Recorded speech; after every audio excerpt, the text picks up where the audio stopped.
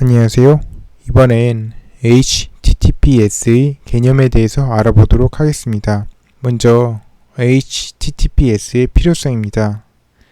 HTTP는 암호화되지 않은 방법으로 데이터를 전송하기 때문에 서버와 클라이언트가 주고받는 메시지를 쉽게 볼 수 있습니다. 네트워크에서 데이터를 전달하는 데이터 전송 단위를 패킷이라고 하는데, 와이어샤크라는 패킷 분석줄을 통해서 내 홈페이지 주소를 입력해보면 데이터가 그대로 보이는 걸 알 수 있습니다.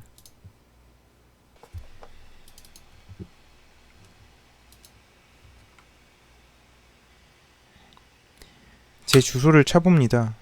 그러면 HTTPS의 보안이 적용되지 않은 것을 알 수 있습니다. 여기서 제 주소 IP 어드레스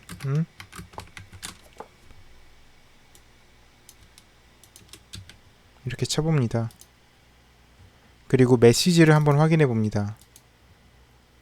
이 메시지를 보면은 그대로 보이는 걸 알 수가 있습니다. 네이버에 HTTPS가 적용된 홈페이지를 한번 들어가 보겠습니다.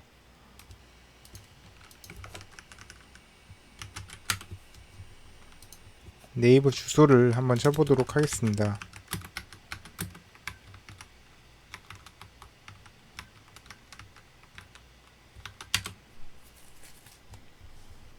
네, 이 내용을 보시면은 이 SSL이란 걸로 감싸져 있는데요.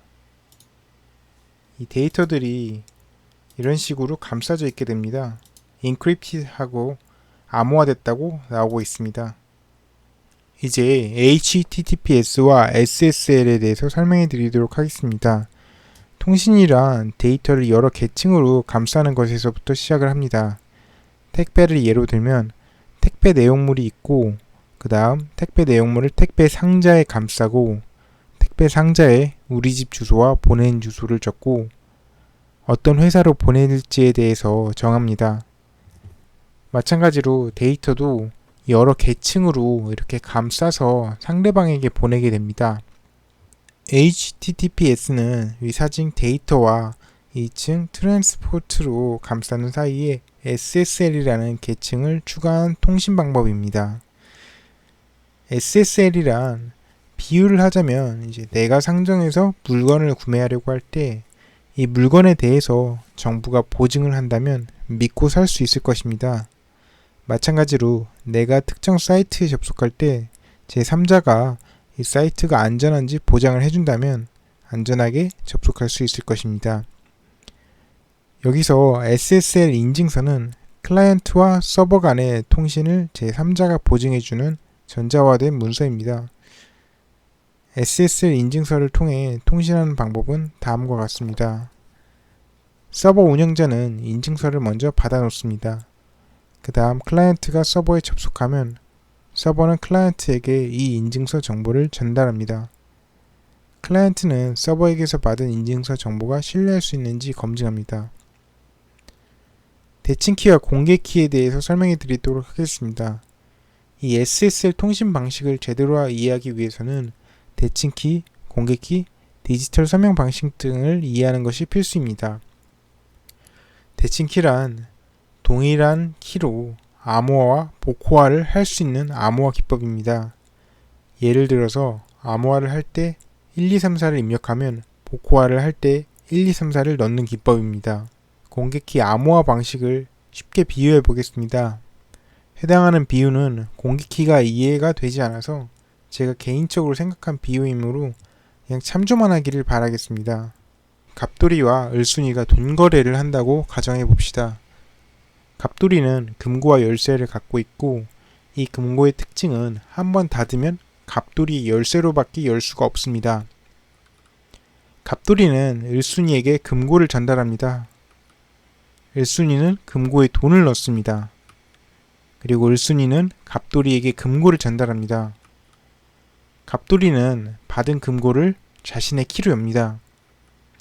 만약 도둑이 을순이의 금고를 훔쳤다고 해도 갑돌이의 열쇠가 없어서 금고문을 열지 못합니다. 이 비유를 공개키와 비밀키 여기에 대해서 해설해 드리도록 하겠습니다. 갑돌이는 공개키와 비밀키 두 개를 갖고 있습니다. 이 갑돌이는 을순이에게 공개키를 전달하고 을순이는 공개키로 메시지를 암호화합니다.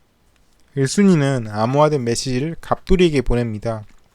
갑돌이는 을순이에게 받은 암호화된 메시지를 자신의 사설키로 해독합니다.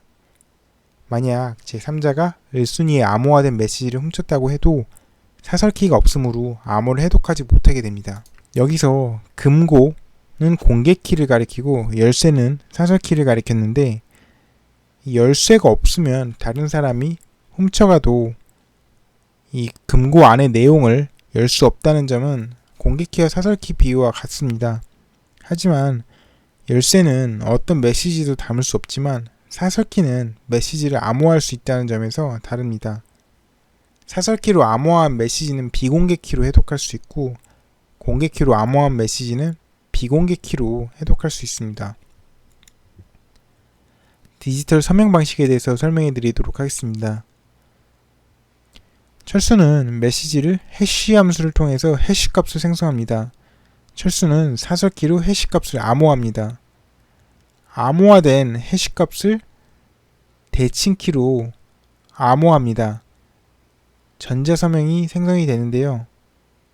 철수는 이 그냥 메시지와 전자서명을 암호화하여 암호문을 생성하게 됩니다.